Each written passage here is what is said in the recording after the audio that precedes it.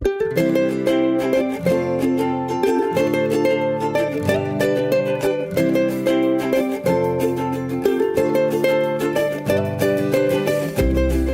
am Anna Seawald, and this is Authentic Parenting, a podcast about personal development in the context of parenting, where I explore how you can find more calm, connection, and joy in parenting through the process of self-discovery and inner growth with a trauma-informed lens. What if we lived in a world where trauma was seen as an accepted, inevitable human experience and not a pathological anomaly? What if healing and reversing trauma was the key to attaining the joy and fulfillment that every human deserves? Trauma disrupts our biology and psychology and our relationships with others. We all experience trauma. It's not apart from life, but an integral part of it, says Dr. Gordon. It's a crisis, but it can also be an opportunity. Today, I have the honor of interviewing world-renowned expert on trauma, Dr. James Gordon. He's the founder and executive director of the Center for Mind-Body Medicine in Washington, D.C., where he has created and implemented what may well be the world's largest and most effective program for healing population-wide trauma. He and his 130 international faculty have brought this program to populations as diverse as refugees from wars in the Balkans, the Middle East, and Africa, New York City firefighters and U.S. military personnel, and veterans and their families, student, parent, teacher, school shooting survivors, and Native American children and their families, as well as stressed out professionals, stay-at-home mothers, inner city children, White House officials, health professionals, and medical students, and people struggling with emotional and physical illnesses. Dr. James Gordon wrote a phenomenal book called The Transformation: Discovering Wholeness and Healing After Trauma. It represents the culmination of his 50 years as a practitioner, teacher, and advocate of integrative approaches to overcoming psychological trauma and stress, offering eye-opening research, innovative perspective support, and inspirational stories.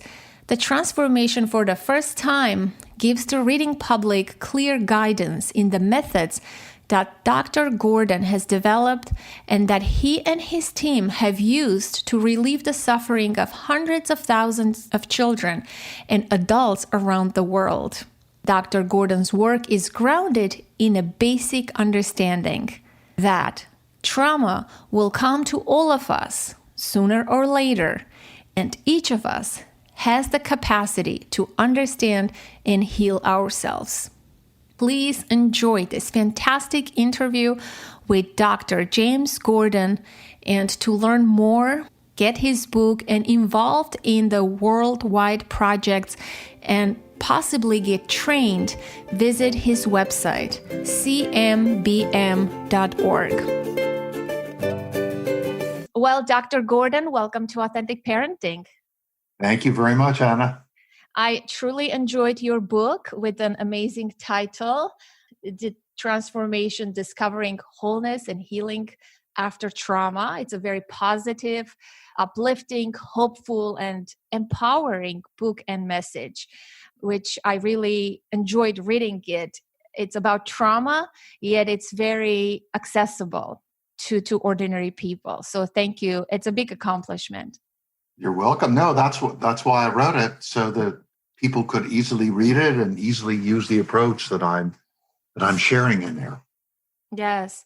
Before we get into the trauma part, I would love to ask you, what made you become a doctor? Who influenced you, or who inspired you to become a doctor? Well, I think I was inspired by my father. My father was a surgeon, and he was not the easiest man in the world, to say the least. But when when I had the opportunity to see him with his patients, whether it was well-to-do people I'd see in his office or people who had no money at all, whom I would see when I went on hospital rounds with him, the best part of him came out, the most kind, the most loving, the most concerned.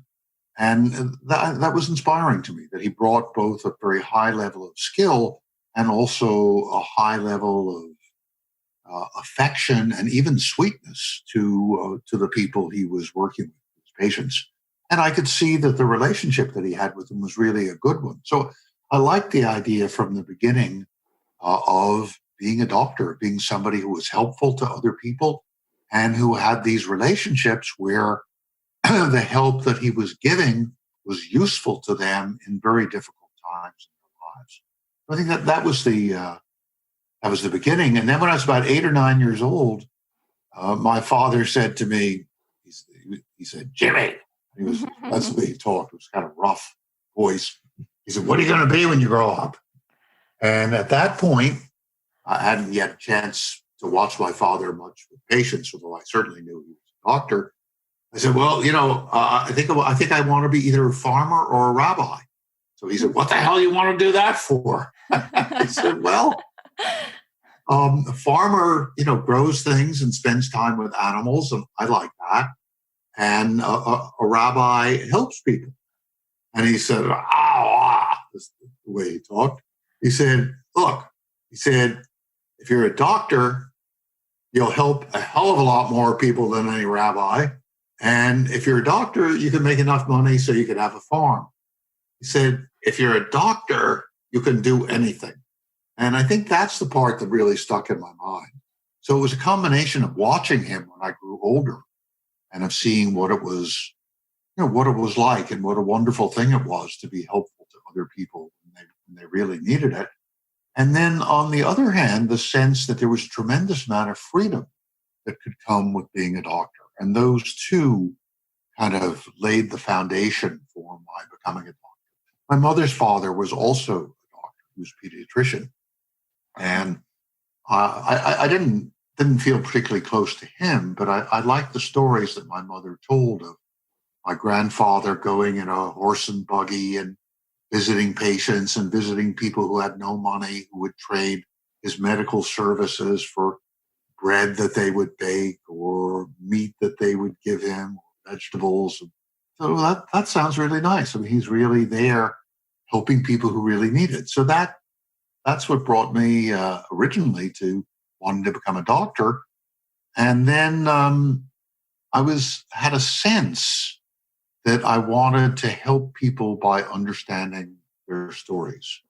And that I was always interested in stories. I loved to read as a kid. And I loved stories of people who were in big trouble who somehow managed to get out of the trouble. And then when I was about 13 or 14, I started reading for a course in ancient history.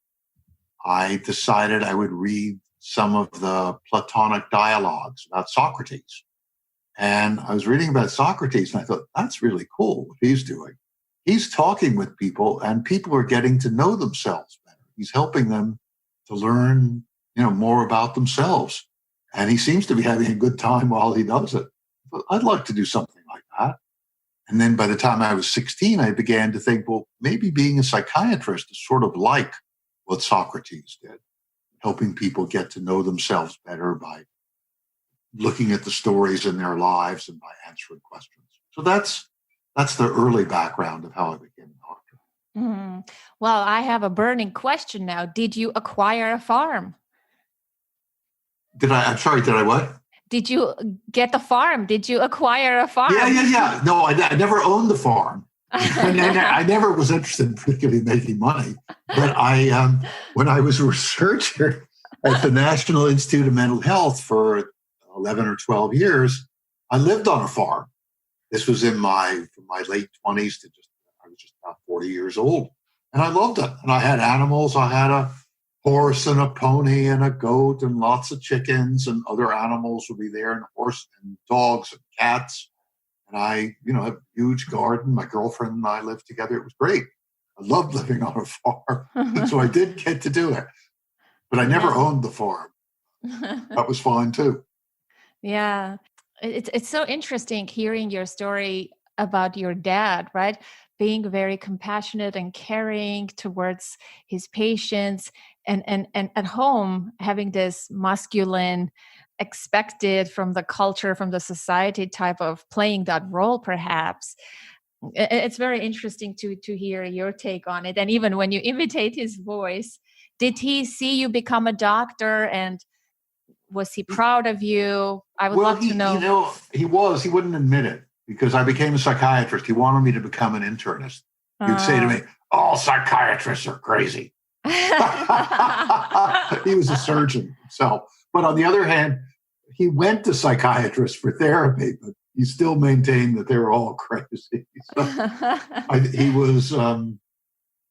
think he was disappointed that I didn't he didn't want me to be a surgeon. He wanted me to be an internist because he thought they were the kind of intellectuals of medicine. Yes. But by the time, and he, he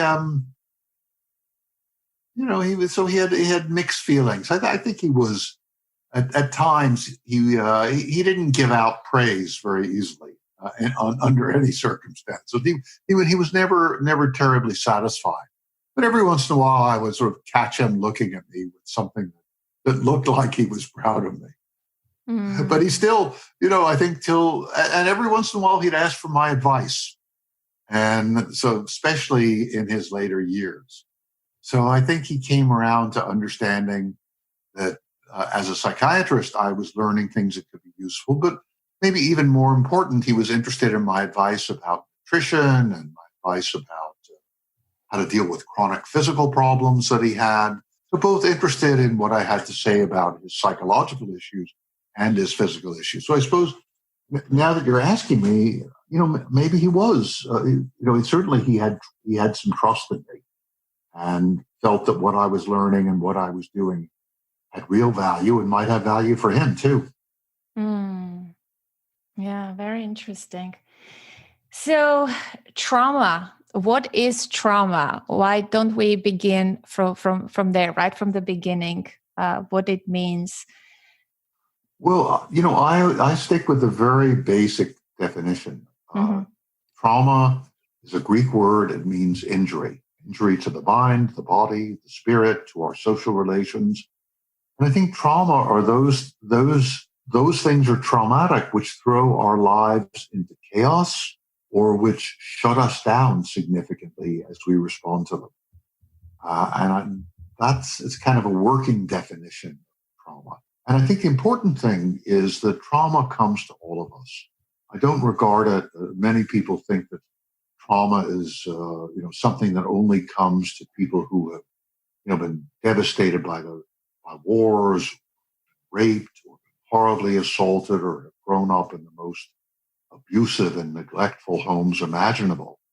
But for me, just in being a human on this planet for some time, I've observed that the trauma is there in all of our lives. If it doesn't come early on, because we're growing up in poverty, or there's some abuse and neglect, or discriminated against, it's likely to come in early adulthood or midlife, where we deal with major difficulties in relationships and loss of our parents, children's illnesses, children's difficulties. Those are all traumatic. And if it doesn't come then, it surely will if we're lucky enough to live to be old, as we become frail and deal with the loss of people we love and face our own inevitable death. So I think the message that's really important, I know that for me, the message that's really important is that trauma is a part of life. It's not apart from life. And that is true. And also that we can resolve the imbalances that trauma causes. We can sort of bring a new order out of the chaos. We can start again when we've been shut down and stalled. And that as we move through trauma, we also have the possibility and the capacity to discover greater meaning and purpose, more compassion and love. That trauma can be the soil in which these virtues grow. And this is my understanding. This is an ancient understanding that's there in all the world's major religious and spiritual traditions and in the beliefs and practices of indigenous people. And now we're beginning to look at this in a more systematic scientific way. And psychologists who are studying it in that way are calling it post-traumatic growth. So that's the message. Trauma is there.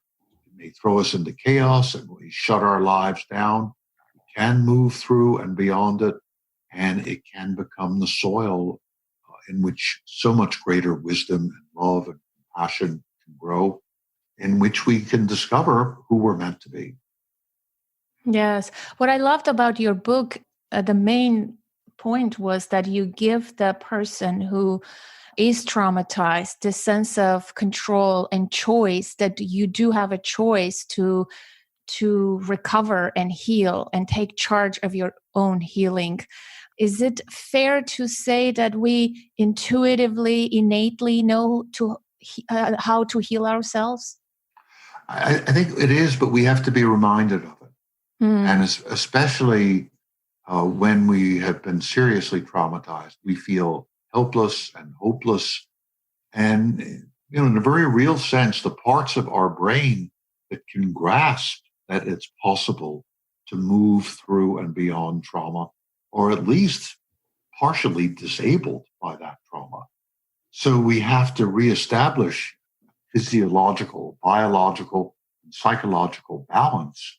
And then we can appreciate the possibilities that are there and use all the tools for healing that I write about in the transformation that are available to all of us. But we have to really come into balance.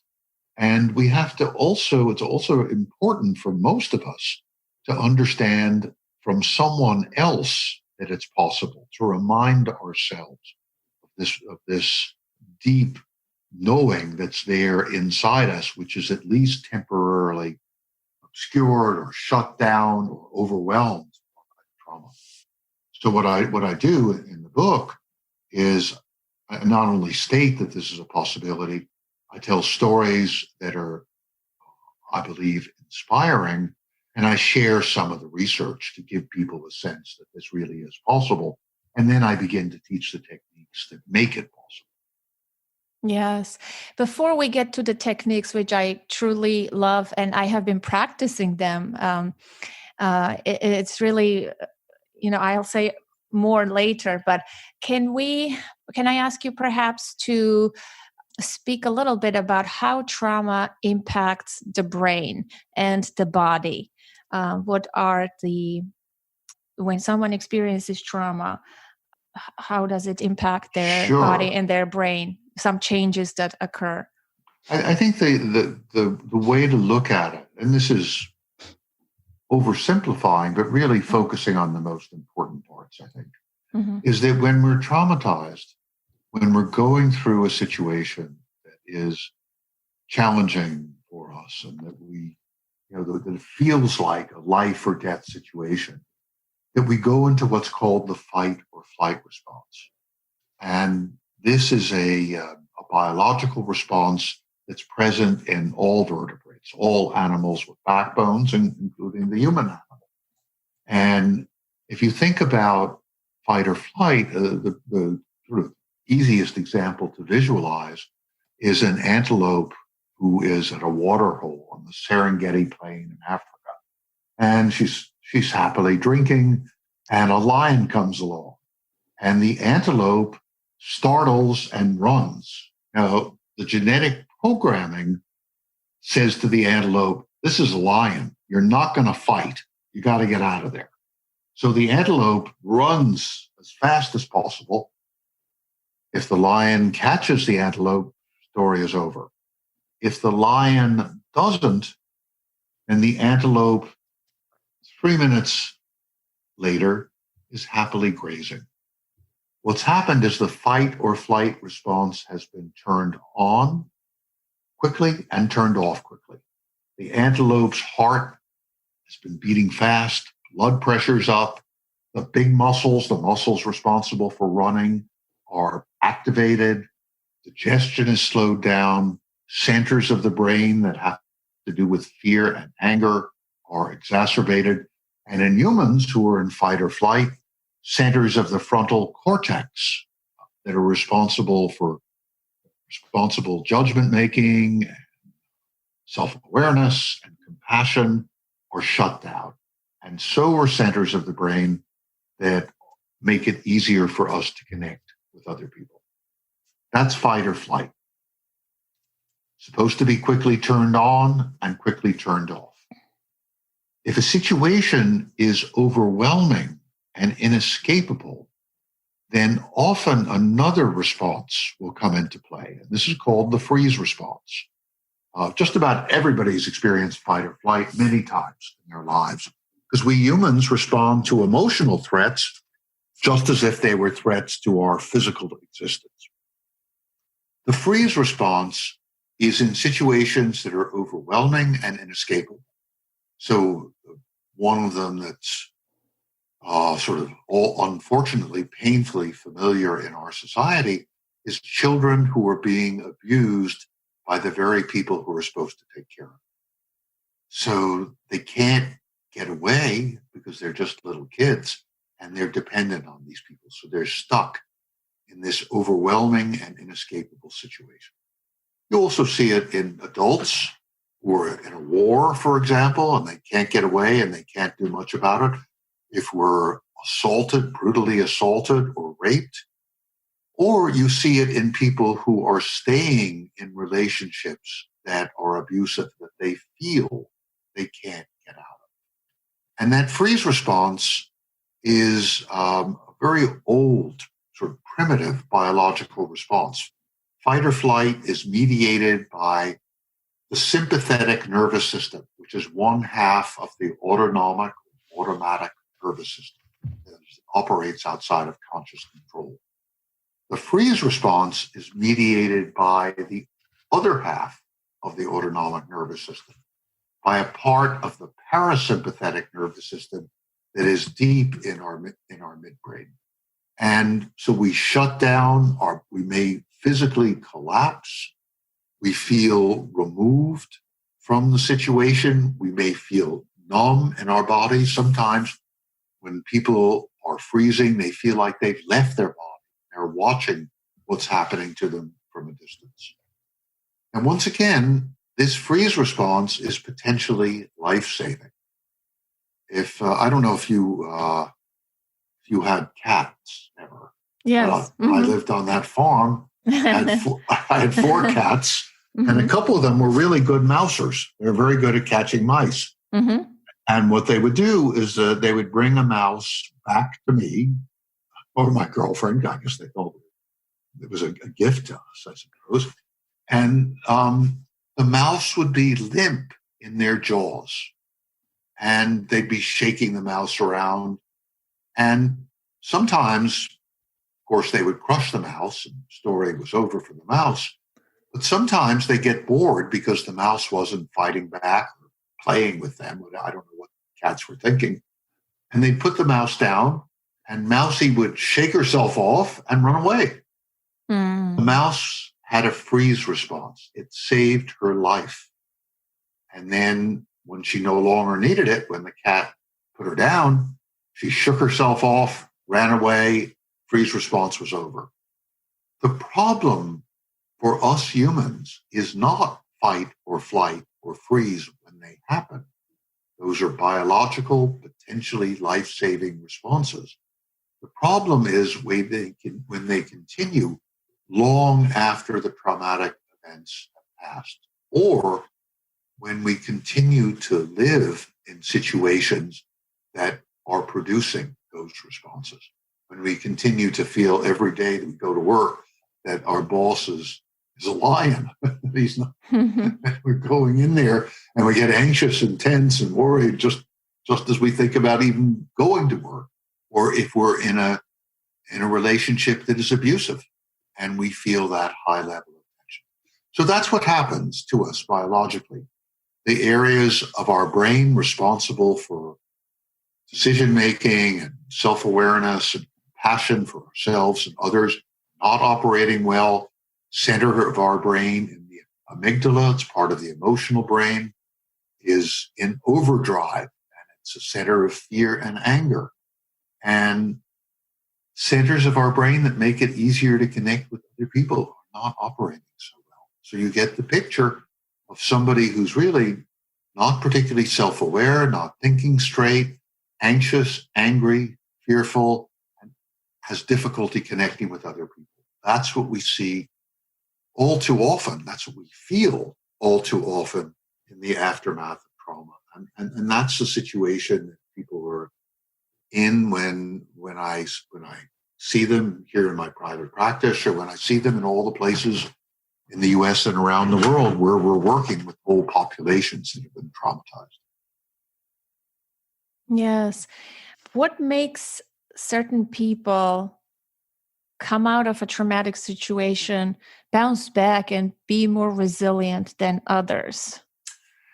You know, I think there are a couple of things. I'll say a couple of things, but what I want to emphasize is that possibility is there for just about everyone, regardless of their history. That's really the most important point to get across. If you've had a childhood that has been traumatic, or an early life that's been traumatic, it's going to be harder for you to deal with the trauma that comes to you later in life. We know that. We're more vulnerable to it, on a variety of biological levels. Mm-hmm. So if you've had the good fortune to have parents who are loving and supportive and grow up with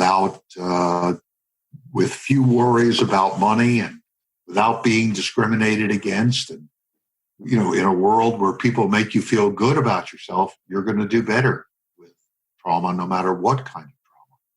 On the other hand, if the trauma is big enough, significant enough, everybody is going to be devastated by it. So I think that's important to realize as well. Sometimes, we have a belief, if only I had done this, or only I could do this, or only I were stronger, smarter, wiser, whatever it is, I would be able to deal with it.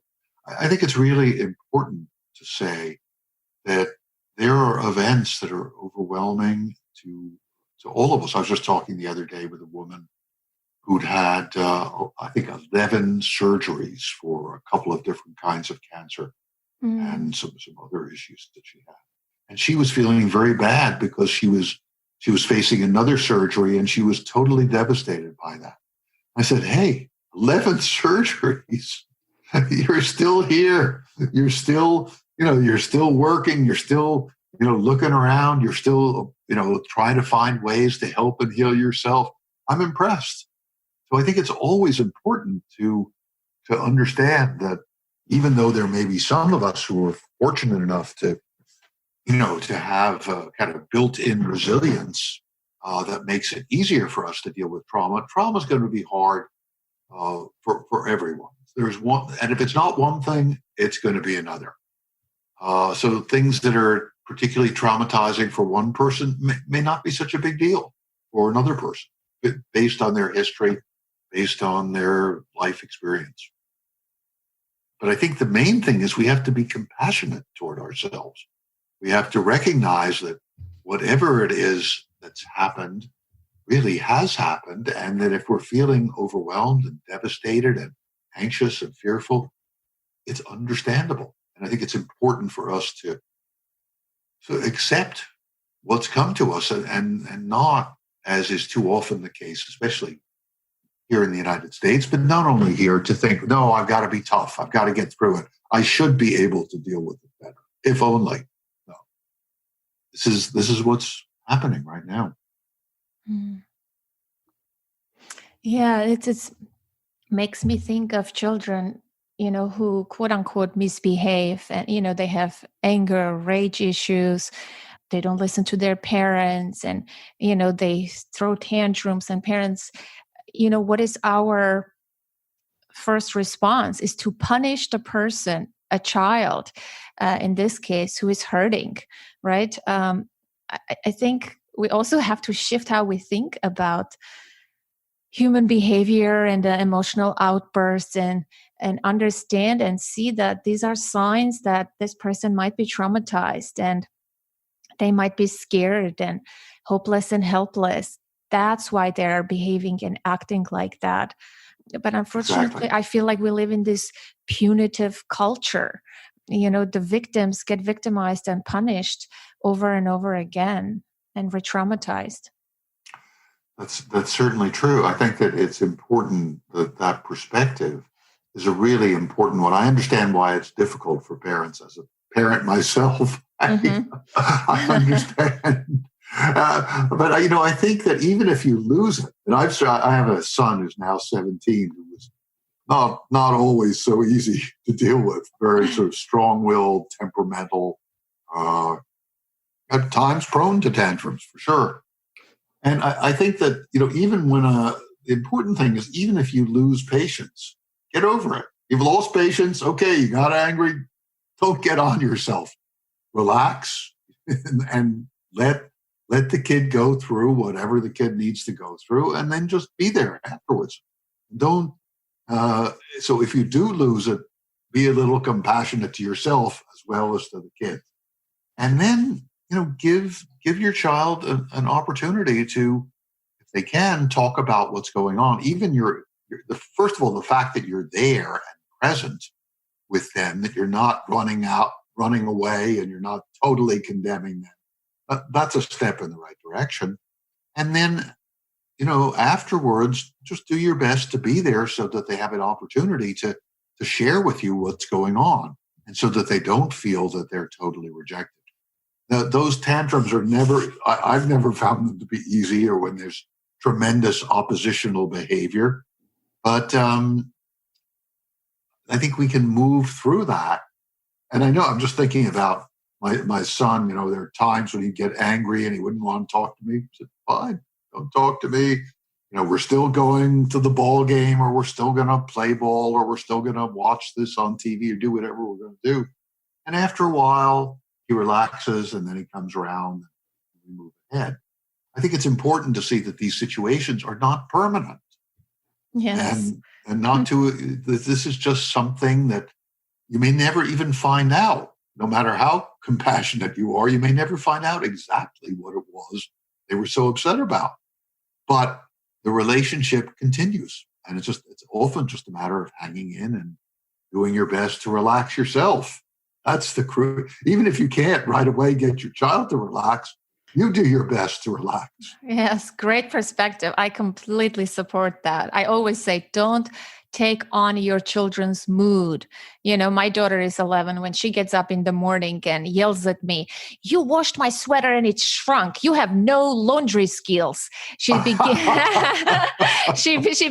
the day like that. I don't get involved or engage in her misery. I say to myself, okay, this will pass. I am in a perfect mood. Why should I spoil my mood?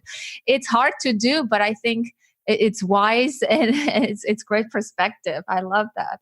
Well, perspective is really crucial here too. And one of the things about one of the first techniques that I teach in the transformation for dealing with our own trauma is also one that's enormously useful for dealing with whatever our kids are going through, which is just to take a few minutes to breathe slowly and deeply.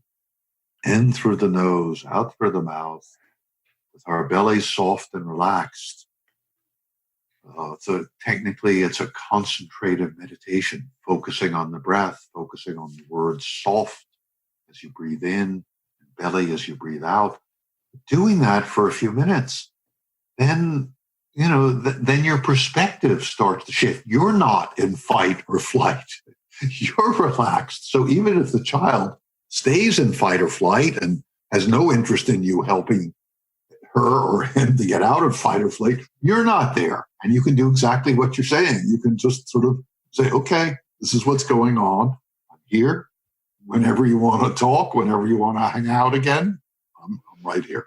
You know what my daughter responds to that when I this is the very skill I tried very hard to cultivate as a parent, self-awareness and pausing before reacting and just crafting my message, what I'm going to say and how I'm going to respond. And I work very hard. And so when she's in agitated mood, I come and say, I'm available. Let's talk. Or if you want to talk, I understand. She goes, and you stop with your calmness. You can't do anything right. So. Yes. She comments on that. She's like, and you are so calm and pretending to help me. And, she doesn't like that either. So I leave the room in that case and let her be with her own big emotions. And then she comes and says, I'm so sorry, mommy. I talked to you like that. Then we do repair. That, as you alluded to and you spoke about it, which is crucial part of any relationship, right? But it's great because she's a smart girl. She tunes into things, and she knows how to get you too. Most definitely, yes. So I say to my son I say, Gabe, you're pretty good at pushing my buttons. Oh gosh, they do. So I'm curious, and after this question, we will go into your methods. And talk about a couple of them, which I really want to speak about. It's very empowering. When you became a parent 17 years ago, what showed up for you in terms of what did you bring from your past, having being parented by your father, as you gave a little bit of description in the beginning, what showed up for you and what things, what patterns? That's a great question. I'll tell you what's interesting. I helped to raise other kids before Gabe came along. They were not my biological kids. So first of all, one was a little girl whose mom adopted her, and I was very, very close to her for 7 years. And that was totally easy. Literally no problems. We were like completely connected to each other. Everything was easy between us. And that was remarkable. I also helped to raise 3 of my godchildren. That was also generally, they didn't live with me when they were small. They lived with me later on. That was also quite easy. Having a biological child, and I think a biological child of the same sex, is a different kind of challenge. I think and also I didn't live with him and his mom. We were never married. We've become very, very good friends. We really love each other. We just don't live together. And so the relationship was more complicated with him than with these other children. I think what came up is that his difficulties sometimes, his extreme, his sensitivity to me, to my not being there, made him at some level distressed with me. And it's only recently in the last year or two that he's been able to tell me that. I could always feel it. When I would come into his life, and I lived in D.C., Washington, D.C., his mom and he lived in California, and it was always difficult at first when I would be with him, and it was really hard for both of us to just relax and totally be with each other. I think particularly hard for him, and also when I would get ready to leave after 3 or 4 or 5 days with him, that would be hard too. So what would come up in me is, my wanting everything to be good and my disappointment that it wasn't easier, that it wasn't as easy as it had been with these 4 other children and other children I've known pretty well. In general, I get along quite well with kids. And so that was distressing to me, that it wasn't as easy, and I could understand it, but still it was painful. And I think what came up for me was a sense of, from early in my life, not so much from my father, but from my mother, not really being completely warmly accepted when I was a little child. And I think those feelings of being sensitive to rejection, those came up with my son. And that's the primary one. Interesting that you're asking me because I'm just tuning into it particularly. I've thought about it before, but you're helping me tune into it. That those feelings of rejection came up in me. Why isn't, why I love him. Why doesn't he love me? Or at least not in the same way. Why can't he show it?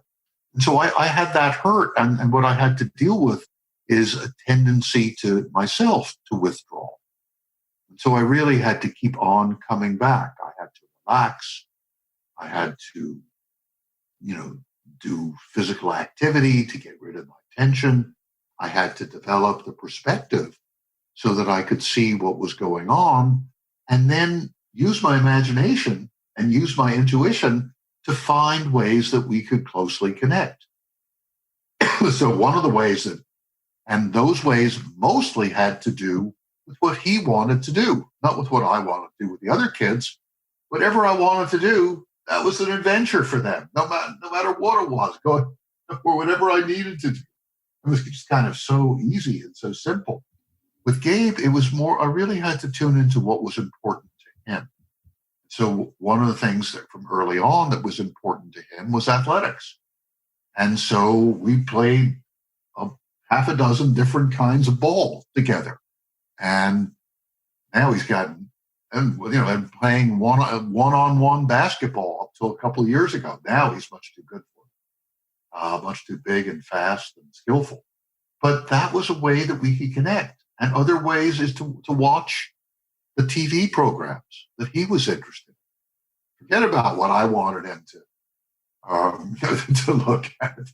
What he wanted me to look at, whatever those kids' programs were. And then we could discuss the programs.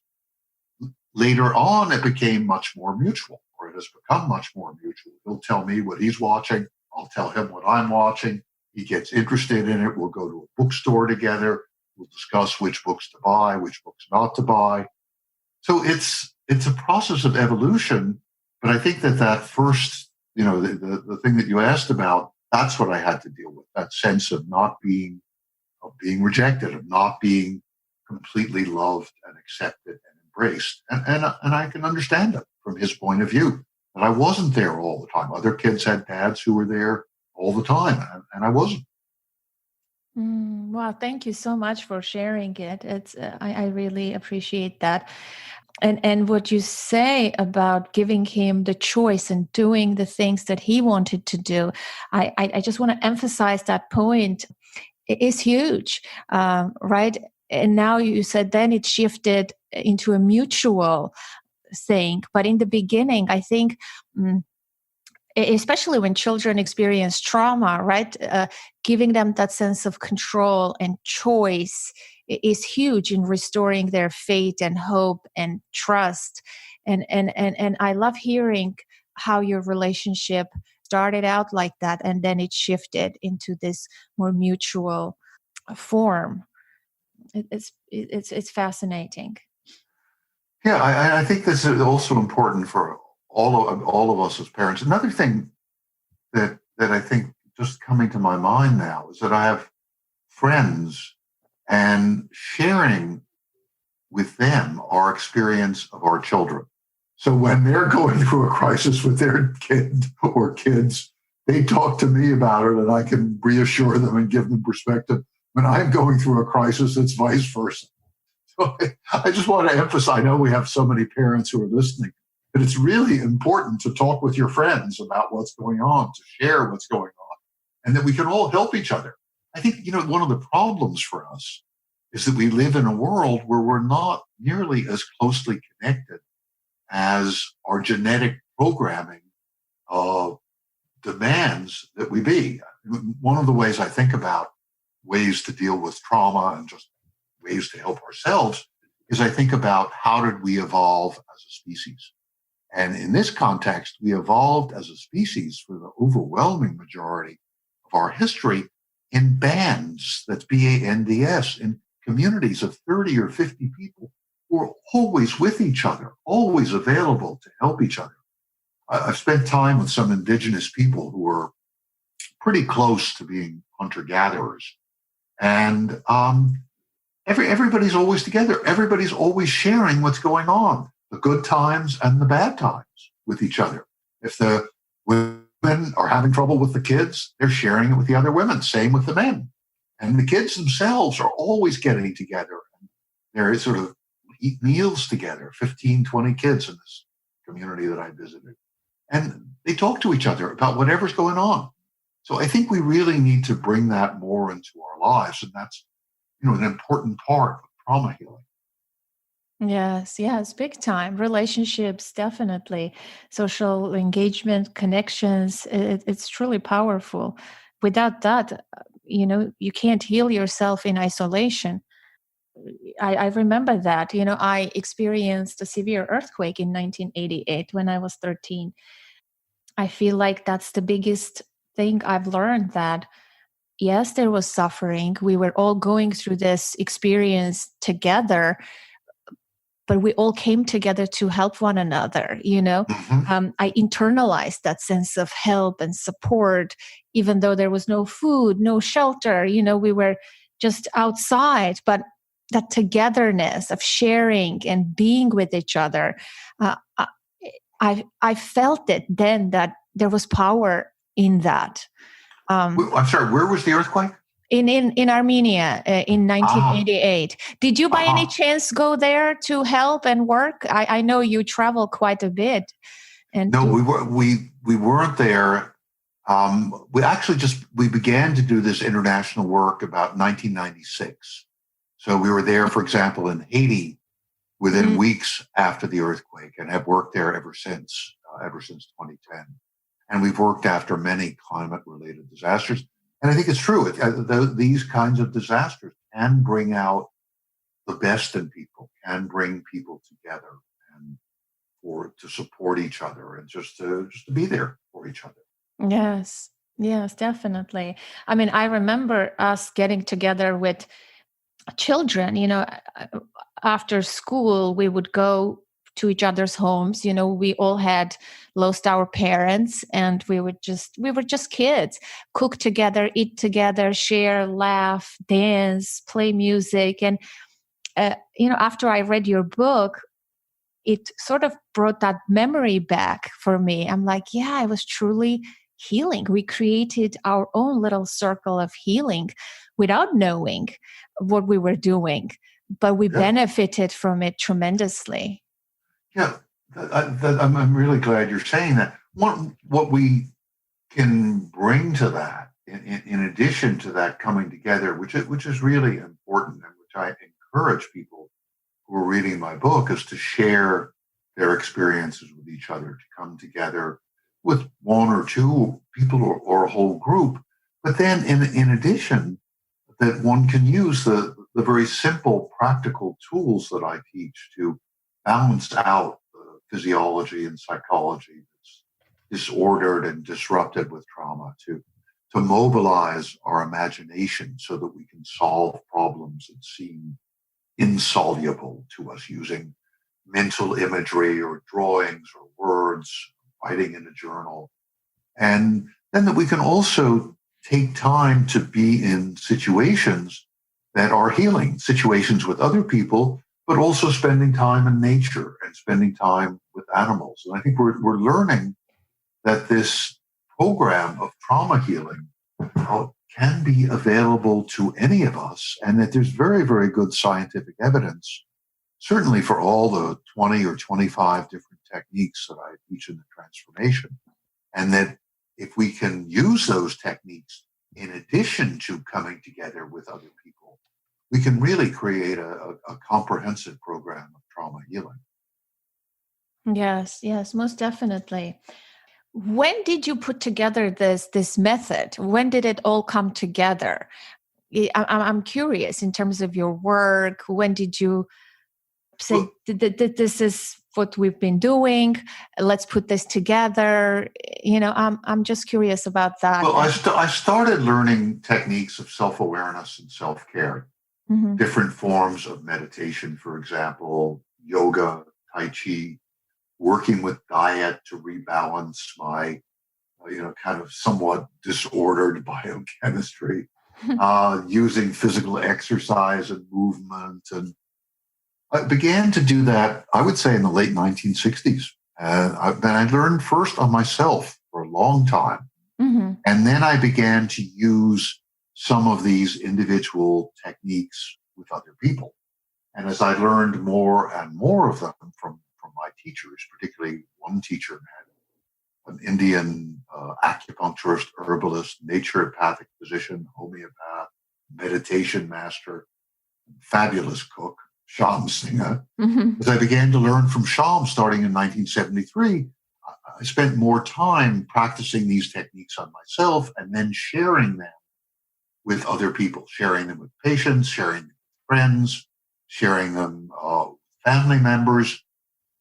And by the late 1980s, I had the sense that it was really time to put together a comprehensive program, that I wanted to do something on a large scale and to create a program for addressing all of the chronic physical, psychological challenges that we humans face. And so at that point, it became clear to me I was going to need to start my own center, the Center for Mind-Body Medicine. And what I did is I just sort of put out the call, and about 20 or 25 people volunteered to help me with the center. And they were doctors, nurses, mental health professionals, teachers.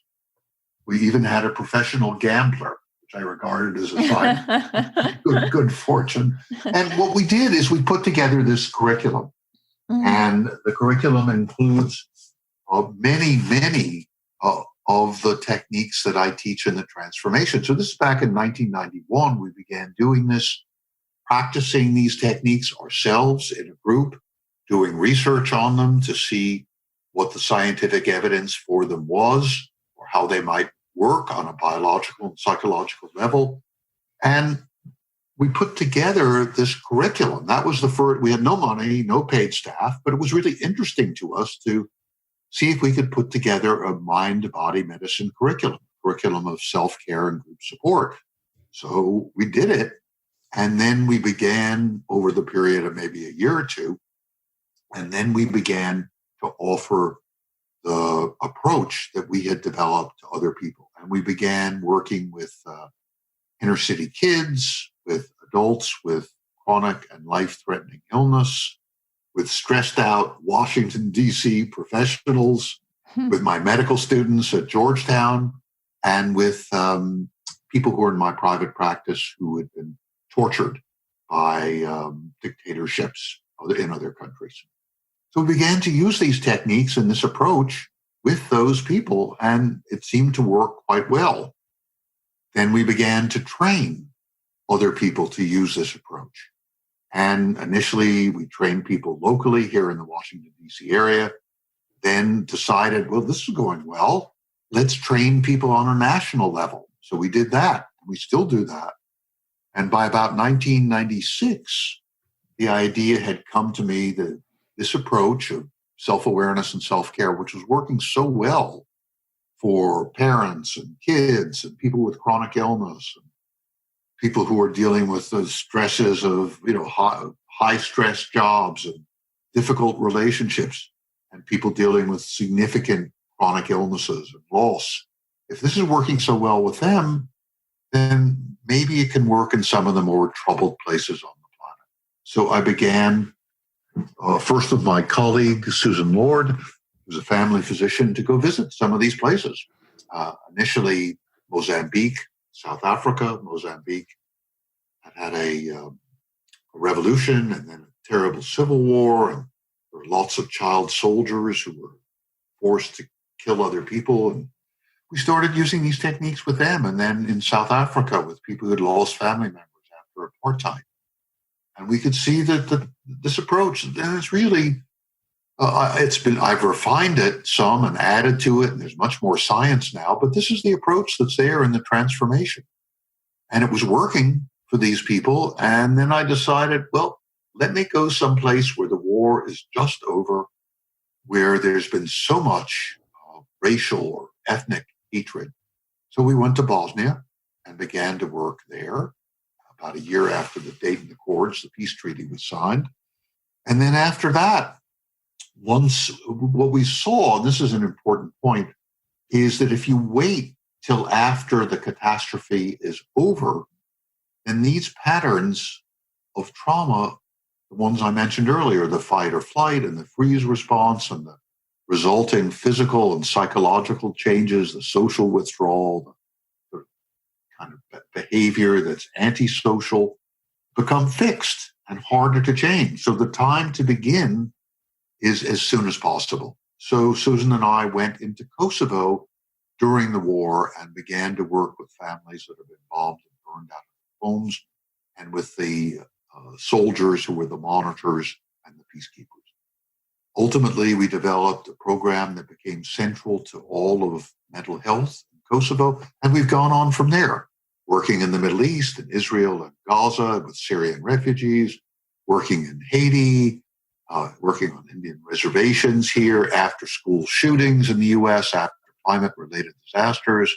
We're beginning work now in Central Asia with countries dealing with returning ISIS fighters and their families. We hope to be doing work in Ukraine with veterans. We're working with U.S. veterans. Anyway, so it just keeps growing because this approach that we developed all those years ago works. It works because it's working with the way human beings function, with who we are. And we're teaching people the basic vocabulary and grammar of how we humans function, and then giving them the language, giving them the tools of self-care so that they can enter into that conversation that's always going on among all parts of ourselves, and to help and heal ourselves. So this works with individuals, it works with groups, it works with communities, and some places we're working with whole countries and getting very good results. Pretty fascinating. I'm so impressed and proud to see this work like that on a global level. And it just shows that we're all the same on a human level, right? Regardless of the color of your skin, where you are, what language you speak. It's pretty powerful to hear your description. Really very moving. Yeah, it is. And that it's very moving to me. And sometimes I have to say, when I see what's possible for other people and some for myself at times too, I'm quite astonished. So, for example, yesterday was a very challenging day, all kinds of disappointments coming up. And I sort of sat through them. I didn't try to fight against them. I did my best to accept what had come, to kind of breathe deeply through them, to then afterwards work out and get out some of the tension from my body. And I woke up this morning kind of ready to go. It's not that I'm denying the disappointments or the difficulties or the challenges. It's just that over time, and I think this is what can happen, this is the promise of this approach and of the transformation, is that we can move through the challenges that are inevitably going to come more quickly. And we can spend more and more time in that relaxed, meditative state, that state of moment-to-moment awareness that enables us to live our lives fully. So that's the promise, and that's really the possibility. And I've just seen it happen in all these situations that I've described, as well as in my own life. What are some surprising things that you've discovered or learned throughout this work in the world globally? Or perhaps you see some common things. What have you observed? It's a great question. I'm often surprised. First of all, I'm surprised by what makes a difference for people. This is an important point.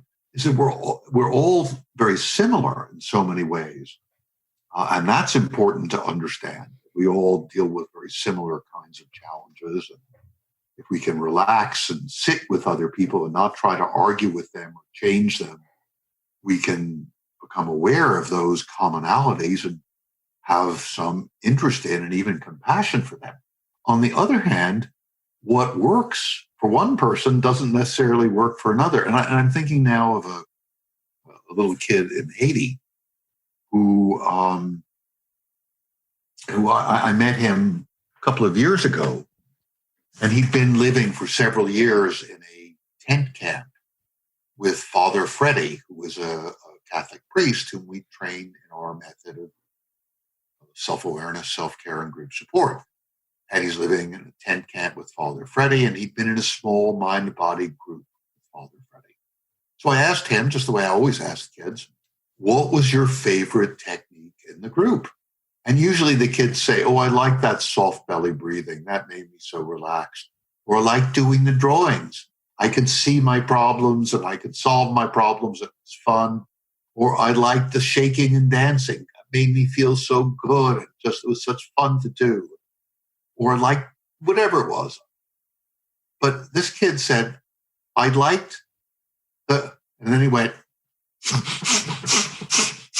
and what he was doing is breathing very fast in through his nose and out through his nose, raising his arms up and down like a bellows or a crazed chicken, just breathing as fast and as deep as he possibly could. This is very, very strenuous technique that we teach.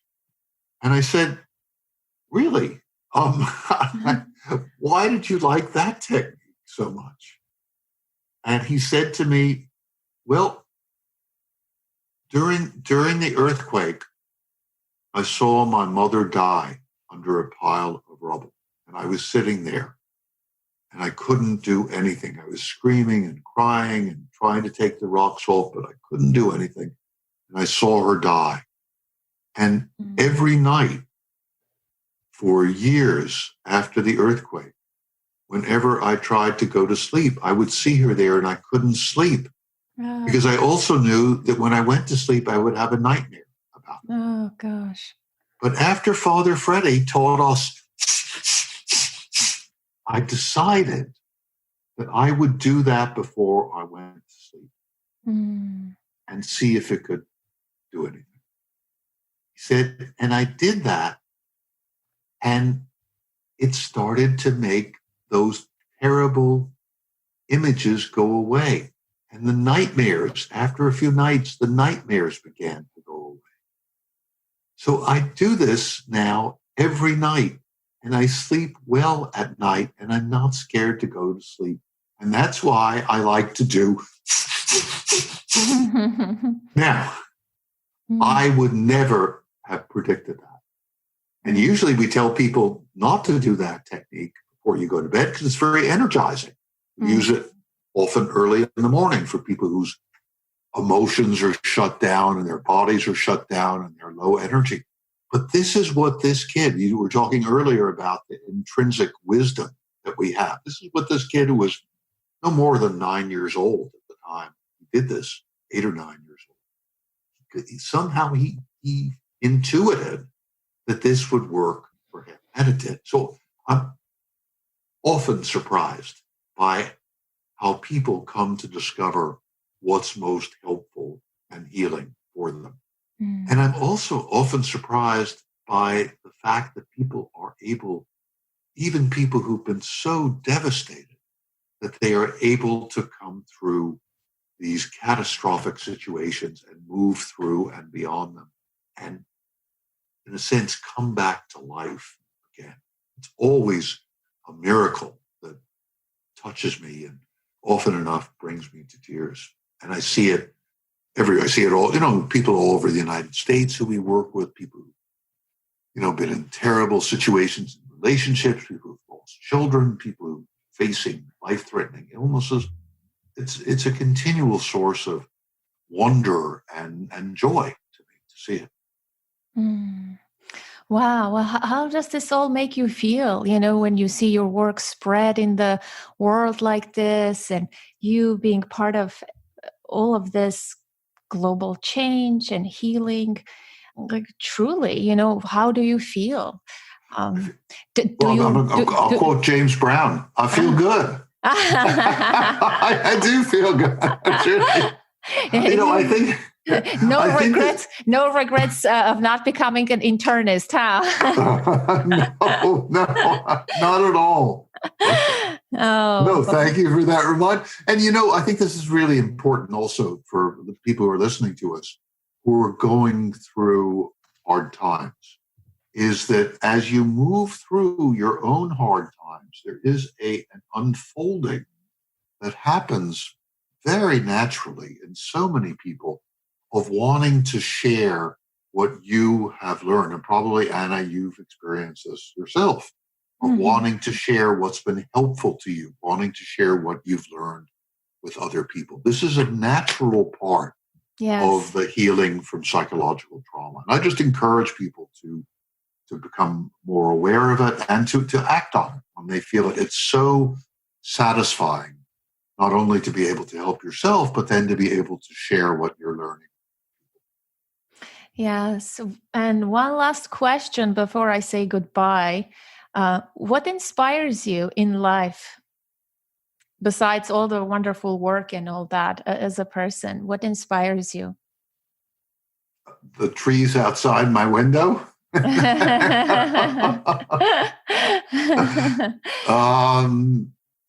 People smiling, watching my son go from being a kind of lazy and not trying very hard to just trying his heart out and playing basketball so skillfully. Just watching him do that, watching him change, take that into his own hands is so touching to me, so inspiring. So it's I'm inspired too when we realize something new, we're open, when I see people who are open to change, and that changes. Again, I guess when I'm talking about my son, I'm thinking of that too. He's a source of inspiration to me. And so, the more aware I am, the more I use my own program of self-care and self-awareness, the more I'm inspired by the smallest things. I think that's really what it's about. So it's not just the trees outside my window, but it's the cup of coffee that my assistant brought me this morning. It's the taste of the cereal that I'm eating. It's a smile from the intern as she walks into the office. All of these things give me joy. Thank you so much. I truly treasured this conversation with you, and wish you good luck with with sharing your message and helping people in the world. This is an honorable work, and I truly appreciate people like you. And as I said to my friend, I feels like he's an older, wiser version of me. I wish I can leave a legacy like you in the world.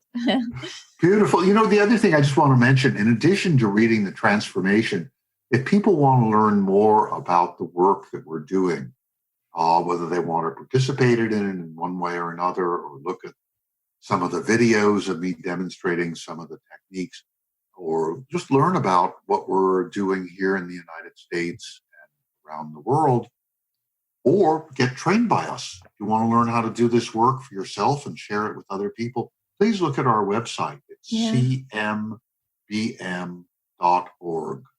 Charlie Mary, Betty Mary.org, cmbm.org. It's the Center for Mind Body Medicine. We are a healing community and a community of healers, and The Transformation is a book about your own self-care, and it's also an invitation to become a part of our community. So, Anna, thank you so much for this opportunity. I really appreciate it. Yes, fantastic. I might become I might get trained. Fantastic. Please. Myself. Come. Yeah, it would be fun. I'll look forward to meeting you. Likewise. Yeah, I'm not far from Washington, D.C. Okay. Where are you? New Jersey. All right. That's close by. That's close by. Have a fantastic week, Dr. Gordon. Thank you very much. Thanks for having me on the program. And that's it for this episode of the Authentic Parenting Podcast. I hope you enjoyed this interview as much as I did. What is your number one key takeaway from this interview? Let's continue the conversation in our private Facebook group. To join the Authentic Parenting community on Facebook, simply go to my website, authenticparenting.com, and click the yellow button to join the community, or search on Facebook. or simply click the link in the show notes. You can follow me on Instagram, where I'm pretty active. I almost post daily. You can keep up with my personal life a little bit as well. My username is authentic.parenting.podcast. For show notes, contact info, and everything else, visit authenticparenting.com. If you haven't already, be sure to subscribe to the show, rate, and review it on Apple Podcasts. And as always, connect to the present moment, to yourself and your children. Until next week, I am Anna Seawold. Thank you so much for listening.